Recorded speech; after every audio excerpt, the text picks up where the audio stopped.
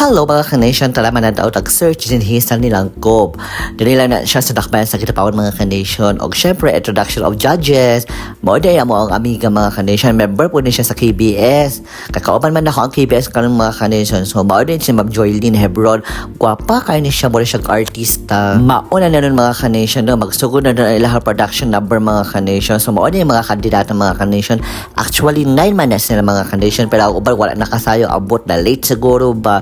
Mao ni sila mga kanation, mga gwapa ni siya mga kanation, murag mga artista po mga kanation ba, about na perfect kayo ilang dance movement. So mo diretso ta dili mga kanation, fantastic costume daw sila mga kanation, na Serena, ni Duwata og naa si Mama Mary naka green cherries. Human sa fantastic costume mga kanation no, so prosita sa mga paborito sa mga lalaki ba ang swimsuit competition. Pagka perfect siya mula ka mga kanation, mula sa Katuyon Agri og si Pia words back ba na tanawa.